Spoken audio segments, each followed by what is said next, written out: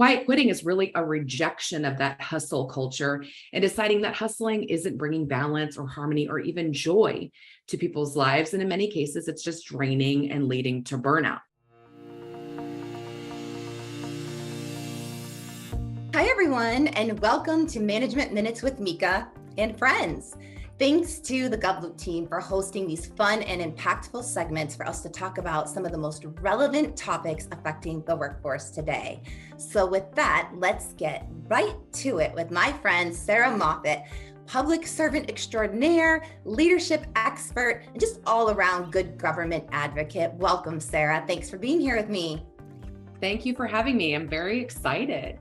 Me too. I'm especially excited about the topic that we're going to touch on because for the last couple of years, we've been hearing so much buzz around the Great Resignation, the Great Reshuffle. And as of late, we've been hearing a lot about this concept of quiet quitting. Could you tell us a little bit about what that is from your perspective? Sure, yeah. So if you Google quiet quitting, you're going to get about 12 million search results, and there are about 8.2 million views on TikTok of the hashtag quiet quitting. But it's not what it sounds like. It's not quitting your job. It's quitting going above and beyond at work.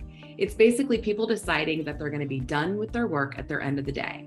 So one TikToker I saw said, it's not quitting at all. It's resisting wage theft or resisting being stolen from. So you're saying the end of your 40-hour work week, corporations or organizations aren't going to get any more free work out of you for at the sacrifice of your personal life. Organizations might be heavily relying on some of their high performers or overachievers to carry way too much work. And so I think that's part of quiet quitting. I think another part of it is that for the last several years, there's been this big promotion of being part of a hustle culture.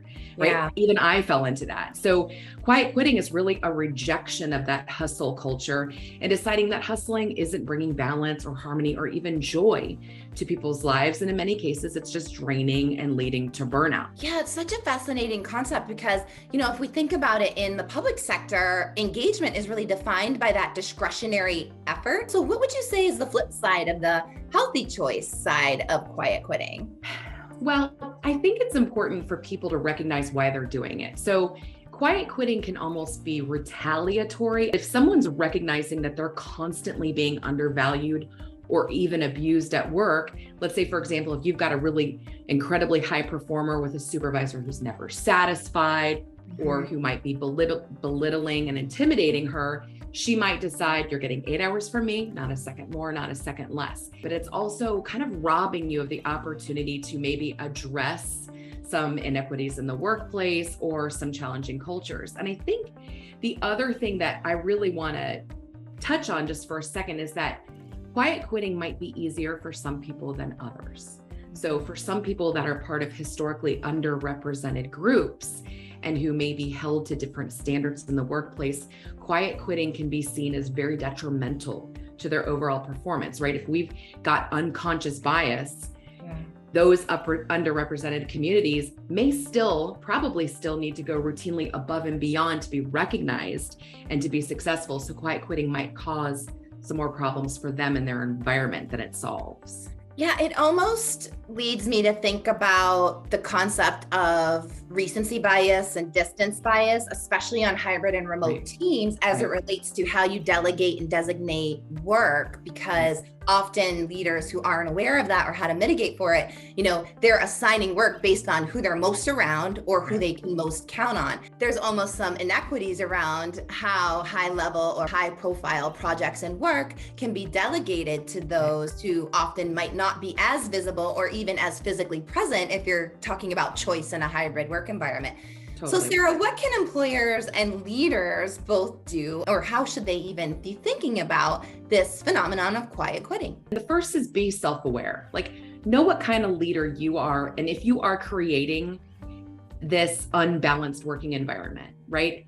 And it's important for you to look even at your own schedule and see if you are setting unhealthy standards of what work looks like and what work standards are. I used to work for this lady who would call me at 11 o'clock at night and asked me to run reports for her. And then she would call me at 6 o'clock the next morning just to chat, right? So that was very unbalanced for her. I think you really need to know your teams to be able to spot a quiet quitter. recognizing, right, somebody who might have been stepping up a lot, who might be stepping back. You're seeing an unhealthy culture. What can you do as a manager or a leader at your level to help mitigate some of that, or to even make it okay? Open some conversations about it, right? You can have a whole conversation right now and probably half the team doesn't know what it is, but you can open that conversation and say, hey, this is something that's happening.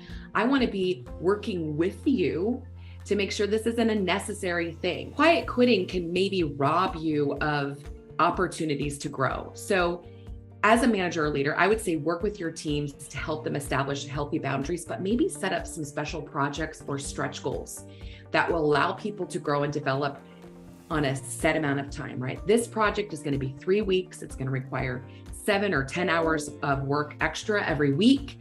There's an established reward or payout at the end. This is what'll happen. You'll get a bonus, you'll get an award, you'll get something, and then plan for how to ensure that the employees who are pulling the extra weight are getting the support they need to be successful.